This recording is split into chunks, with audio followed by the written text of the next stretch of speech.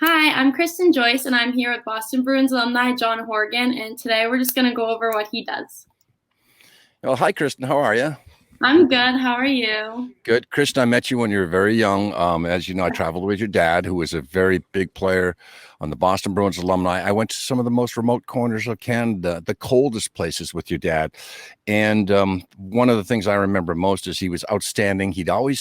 The line that he played on clicked. He got along with his Mhm. line mates. Had guys put on his line, but he would be willing to play any position. And he was a real good player. So I'll never forget number 10, Yeah, always in he my loves heart. the game. Great. So I guess with the Boston Bruins alumni, as you know, we travel across the six states of New England and also into Canada, and we raise funds for all sorts of charities, civic organizations, families in need, injured hockey players, um, police and fire department associations, civic organizations, and essentially it's coordinated out of the Boston Bruins alumni office through Rick Middleton, the president, and Karen Winoski, the coordinator. And we got and I got to give this guy a shout out, a fabulous producer. He's wonderful, Mark Willand. He's got NHL experience, but he is one of the foremost authorities on the National Hockey League alumni. He's got vast interviews with players from the World Hockey Association, NHL, and he's basically brought us into the third decade of the 21st century. When COVID hit in 2020, the whole world stopped. And then he devised a way to maybe bring the games to people. We couldn't have them on the site. So we played in a bubble location in Canton, Mass. And we had a couple of cameras through Alex Bazanson, Lisa Bazanson, Kevin Tachi, Abington Cam. And I basically called the game on air, and I hadn't called a TV game in close to 20 years. I'd done so many live events. But the way we did it in the protocols, wearing masks, 4-on-4, limited contacts, segregated locker rooms, no fans in the stands, we pulled it off. And I have to tell you, due to Mark's efforts and Alex's and Kevin's and Nifty's and Karen's, it was the most exciting, my favorite season of all time. So as we head into this season, the 21-22 season, we don't know what lies ahead, but we're prepared to not only, that's an Amazon truck backing up. I'm going to say that again. And that's somebody getting shot. I'm on my back deck. Okay, Okay. 1 second. Okay. Yep. Nobody's in his way. 1 sec. There you go. Delivering packages to you and I, to a shrubbery near you, to the wrong door near you. So we're not sure what will take place in 2021, but we're positioning ourselves to do it both on TV and live, should audiences be permitted. That said, the Boston Bruins alumni, I've been told by NHL players that I've worked with. I've been blessed to work with the NHL alumni for close to 20 years, 18, I think it is. Members of the Toronto Maple Leafs, the Chicago Blackhawks, Detroit Red Wings, and of course the Montreal Canadiens. And they all say that the Bruins alumni, the way we do it, we're ahead of everybody. We're the class of the league. Marcel Dion told me that one time, the NHL's second all-time leading scorer. And I think it's because we have a team approach, a family approach. I'm friends with all the players, all of the staff, all of their wives and their better halves and their partners. And it's truly a family atmosphere. And we'll take 10 guys, 12 guys, sometimes 15, and go and play these organizations. Sometimes we'd have to fly to remote areas, whether it be Newfoundland, Labrador, to First Nation villages way up north where centigrade and Fahrenheit meet at minus 45 below. And we go there and we know the routine. Everybody does their job. Everybody knows their job. The players, they're cordial, sign the autographs, take the pictures, play a nice game. Between you and I, play up or down to the competition, okay, to make it an event.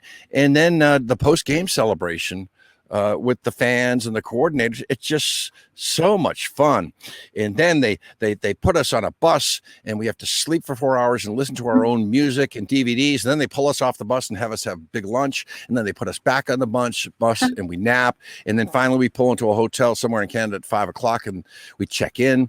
And then we get to the arena. And then the magic happens. And it's always a great experience. Anybody that has ever played against the Bruins alumni has always walked away with a marvelous impression of the organization. And it stems over 70 decades. I've been very, very blessed to play with all these players.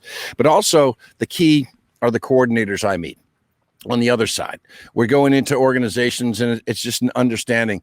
I try to get there 90 minutes early before everybody, just as the equipment van is arriving, so I can do my pre-flight, my pregame. And, I've counted, I'm over 3,000 events that I've done, even though I'm only 29, like twice. And when we go in there, we know what to do. And I'll work with the event coordinators. And I got to tell you this, I'm always happy and prefer working with female coordinators. Detail. They always have it ready for me. And so when I see a guy, okay, you're coordinating, can I talk to your wife? Or it's easier. They pay attention to do. There's TLC there. They make it so much easier for me. So I've been so blessed to be with this organization. Yeah, as I get long in the tooth, they're my only friends, and they're the best possible friends any man could hope to have on this good earth. So that's the overview of what we do. And I guess for me, I'll just give you a little pregame for any aspiring hockey announcer. Let me just quickly give you a backstory on how I got to where I am. There's some great hockey announcers we hear on TV now. And I would go back all the way to Fred Cusick, who did TV, Bob Wilson on the radio. And I bought a book called A Thesaurus, right? Looking for 10 different ways to say the same thing, right? And I would listen to how the banged and racked up. He's locked up on the belted down. I mean, you hear that, and then and you listen to the old games, and I've refreshed it due to COVID. I've gone back to look at old games, and I have this vocabulary list that's two-sided, and I'll refresh it because I never want to say the same adjective in the same period. OCD. And that's how I began. And to understand, you have to find your voice. And I'm not very good as an extemporaneous talker like we're doing right now. I'm a trained stage actor, and I'm also, I work behind templates, narrator, etc. I feel much more comfortable. That's why I never did radio. Mm-hmm. And when I get in there, I'll go in, I'll talk to the Zamboni driver just to make sure he doesn't come on the ice at the wrong time. But just let him know that how we're going to do the introductions, then do run of show with the event coordinator, raffle prizes, who are the guest speakers, who's dropping the ceremonial puck, team photos, contests at the intermission, what type of raffles you are, silent auction, etc. All with the aim of raising funds for this charity organization. That's the end game. And then I'll get the roster, and that can get interesting. I go in there and I find out, do you have the uniforms? Like with the Bruins alumni, I know them in my sleep. I know all their numbers. Mm-hmm. And I can look at them 10 different ways and identify them. But for me, it's a fresh look at these rosters. So I usually have to lock my roster down for a 7:00 face-off. I like to lock it down by 6:30. I usually need anywhere from 8 to 12 minutes to memorize a 20-man roster. I have this micro photo flash memory, but it works in reverse as well. But I have met men and women that I played against 5 years down the road, and I could tell them their number. But let's not talk about what I forget. My wife says, don't you remember? My wife told me two things that I don't listen, and then I forget what the other thing that she said. But so that's how I get it in. And then when I memorize rosters, and this is important, when they come off of the pre-skate, I look for indicators. I can't rely on the number. As an announcer, never say their number. But does he have tape or she have tape on her wrist? Do they have what color skates? What shoot right or left? You look for facial hair, different type of helmet, etc. So you can see them and identify them. And that's a challenge. So that's my really piece of locking in, zoning in, is during the pre-skate. And I was throwing a Russian game. The Russians came to play the Bruins alumni in 2007, and I was sick. I had bronchitis, and I went to watch the game. And at 1:45, they said, "Oh no, how about you calling it?" So I know my guys, and we brought in the Fusco brothers where we played it. But I had to memorize a Russian roster during the pre-skate, and while the Zamboni was going, I had to memorize and drop the puck, and I memorized, and I got away with it, and I still have that online. But there are different challenges that you have. One time in Nova Scotia, we were up near Cape Breton, Sydney, and we're in this building, and I'm 6 stories up. It's 6th floor. It's great, and you got to duck down, but to get that bird's eye view, and I had audio, awesome. Great line of sight.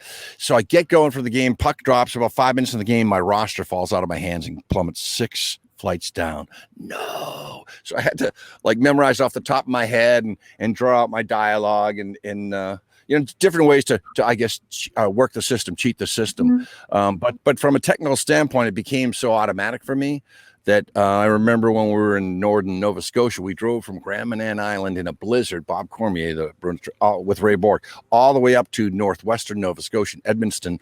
And we get there at 10 of 7 for a 7:00 game. So you know me, I'm off my schedule. And I get in there, they don't speak English, they speak French. So I found a translator, and I had the French guy basically say silly things about me. He doesn't know what I'm talking about, so we can all laugh at him. But we got by, and we made it a bilingual, a francophone broadcast.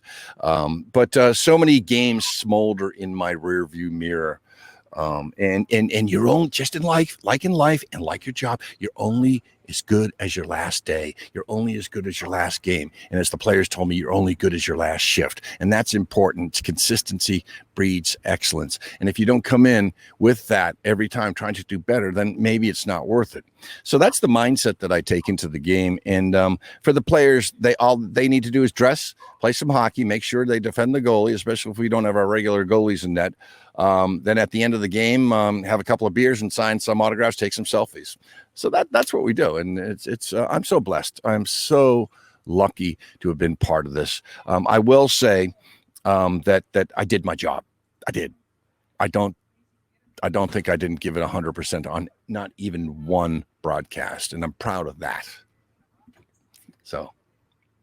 That's definitely awesome to say. I feel like it's such a close-knit group, too. I remember my dad always saying that. Like, he always had so much fun, whether it was on the ice, on the road, or even in the locker room. Yeah, he was one of the boys. And, Ray loved him. Ray Bork loved him. And Kevan was a player. He was a player. It's not that, we got to take him along and maybe hide him on the third line. He was a player. And that's what's great about him. And everybody loved him, And he had so much fun with it, too. He'd always tell us all the crazy stories. Yeah. Yeah, and he told you some of the crazy stories. Trust me. Yeah, only some. Well, there was a ferry when we got the ferry. Like they were showing these ferries coming. We're eating dinner, and the ferry's going like this. Like, hey guys, I don't think we're getting off the island. I think we're here for the night. And I distinctly remember that. But going to First Nation villages, Indigenous tribes in Canada. Yes. And just going there and meeting those teams, and they're always the best. The best teams we've ever played are always First Nation peoples in the northern reaches of every province in Canada. And I've been lucky. I've broadcast a game, called a game in every province in Canada, including Vancouver Island, but except for Nunavut or Inuit, the one that is the Indigenous province towards the north. I had an opportunity, but I was sick that day. So it was so much fun. And again, moving forward, it'll be great to see old faces. We've all gone through this. It affected 7.9 billion, right? And it's to see the faces again. There are some guys that couldn't come back for a year. Some did. We couldn't travel. Obviously, there's been travel restrictions essentially for 18 months? Yeah. 19 months. So that held us back going internationally. But we've been lucky. One of my favorite series happened, and this is when I went down with the entire team, including Mark, and we had the epic trivia battle in some pub in New York City. But the Bruins versus the Rangers, and a guy who's really stepped up is Frank Simonetti. He did the Warrior for Life Fund to help out the Navy SEALs Foundation. And the New York Rangers alumni took on the Boston Bruins alumni. And they came up and beat us at Bentley. They beat us at Bentley, which was embarrassing, but it was a great game. And we went down to Madison Square Garden and we beat them. So it was awesome. And just raising money for a good cause again. And again, you literally make friends for life. I will tell you that I did get pulled over by a police officer. This is like 10 years ago for speeding. And he looks at me, do I know you? And I'm thinking, you look familiar. And I said, you play hockey? He says, yeah. You ever play against the Bruins alumni? Yeah. And I said, can I have your name? And he gave me his name. And then I said, you were number 5. And he went, get out of here. I said, good luck. It's like, how did you know? I don't know what it is, but I'm glad for hockey is such a universal sport. It's a friendly sport for somebody like me that really didn't play the game. I'm a stat head. I guess I have this gift or curse of memorizing statistics. And I think that's why I got my first gig. My first pro game was December 5th, 1994. With Cleon Daskalakis. He had this outfit called the New England Celebrity Ice Sharks, right? You couldn't use the Bruins alumni. And I joined the alumni officially under Bob Sweeney in 2005. So I look back at those games as like I call them scab games, but they weren't really officially sanctioned Boston Bruins alumni games. That said, the former Boston Bruins that have helped my career, obviously Rick Middleton, president of the alumni, Raymond Bork, Bob Sweeney, Cleon Daskalakis, Tommy Song, and Terry O'Reilly. I'm going to leave Frank Simonetti, Brad Park, be a Bruin. I did a series on TV in 2006. They've always given me a helping hand. And again, I always wanted to reciprocate by respecting the logo, right? That spoke to be respect the logo. That's the word that I got from that. Mm-hmm. So I guess, without any deep dives, it's been memories just wash over me now in terms of how lucky I've been, how we touched hearts to see a man in Canada almost in tears after Ray Bork signs an autograph. He turns around and you can see him trembling. Right, and I say, Ray, you never see this. I see this when they, that you just signed and you shook the man's hand. You made it for him, Mm-hmm. And other great NHL alums that I've been blessed to work with, like Guy Lafleur, Steve Schutt, Wendell, Denny Savard, on and on and on. And I've just been so thankful. And whatever happens moving forward, I'm okay with it. I've been able to check a lot of boxes in my life in terms of broadcasting. And lastly, as I began as a hockey broadcaster, I broadcast all 4 sports: baseball, basketball, football, hockey. And I carried that through right up until this year. I was 19 years in semi-professional football with the Randolph Oilers.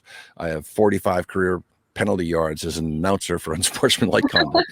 I did all the softball, baseball, women's softball. I got to work with the U.S. women's Olympic hockey team, which is probably my favorite. They are so cool and they're so good. And also I've been doing New England Patriots basketball and softball games for the last 26 years. And I recently retired from that. So I've lived a life like Forrest Gump.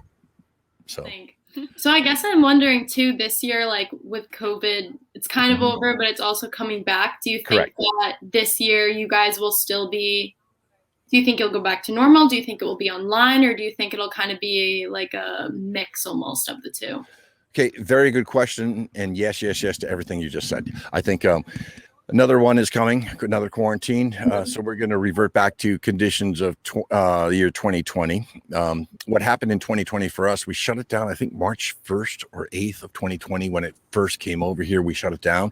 And then we decided that's when Mark and Nifty came up with the bubble format, the TV format. And I think we re-recorded late October, I can't remember, of 2020, and did it. And everybody knew their job. Nobody complained. So we have to be ready for that. Again, the original model was people in the stands and broadcasted on online, YouTube through Boston Bruins Alumni TV. The fans part may not happen, but I think that we've got the professionalism. We take all safety protocols very seriously. We enact all measures, social distancing, etc. We were very regimented with that, and I'm proud of them. And if we have to go back to that format, I'm sure that that's how we'll pivot. In terms of the location where we're going to be, I don't know if it's going to be Warrior Arena where the Bruins practice, or if it's going to be back at the Ice House. Again, it's now that we're in the latter parts of the summer, this will begin to emerge in terms of details. Now, in terms of for other people, it's been difficult, as you know, and I pray for the souls that lost their lives to COVID. But it's we've been there, done that. So I guess in that respect, that people won't be as shocked and stunned, I'm hoping, if we have to shelter in place or whatever the measures that will be enacted. Did I answer that, or did I just dance around that question? No, you definitely did. So okay. I feel like there's also a lot of unknowns right now too, so it's kind of hard to know. But it sounds like it's going to be a little bit of a hybrid, and maybe taking what you learned during COVID now into the real games post-COVID. Yeah, and it's affecting every single athlete in the world. Look, it affected our Olympic team, our world champion. And I respect her so much. When I saw what she did, it's not muscle memory. It's like you have to be in the zone. And I guess, and I can't dare compare my job with it, but I have to be focused and all that. But I can only imagine what Simone had to do. And the only person that could really relate to that, and I saw an interview on NBC, was Michael Phelps. He says, I know I'm the only person on earth who knows what she's talking about. And everybody was impacted, even Humpty Dumpty fell off the wall, I'm back up on the wall, but the glue's still drying. And for athletes like that, they have to be in, and plus the 5-year cycle as opposed to 4 years. So it's people are making adjustments, and for young athletes, it's certainly hurting them because they can't get involved in athletics, can't go There's so many complexities and nuances and people working out and staying in shape. Not only is it good for the physical health, but upstairs, of course. So it's everybody's gone through that fire drill. Whereas in March, in April of 2020, we were in shock, right? Mm-hmm. So whatever it is, I like to say the Bruins alumni will find a way or make a way. Exactly. But again, know that you and your sister and your mom will always be part of the Bruins alumni family, always. And for number 10, yes, and he'll always be in our hearts. And I can tell you right now, I believe. I believe he's in the first line. Oh, he must be. Yeah, absolutely. So great. Well, thanks so much. I really appreciate it for you taking the time to speak with me about this. Thank you so much. And again, I can't emphasize to all the folks watching, the hockey players, you'll get your chance. You'll get some ice time. Please obey the protocol. If you'd like to work with the Boston Bruins alumni, contact bostonbruinsalumni.com. We can make it work. We can work it out. And I guarantee you'll still have fun. And instead of a live game where it only lives on in your memories, if we get the video going again, that's in perpetuity. So that's kind of cool that you can go back and then you can hear the insulting things I say about some of my Boston Bruins alumni friends. So great. Well, thanks so much, Kristen. I really appreciate it. Thank you so much. It was so great talking to you.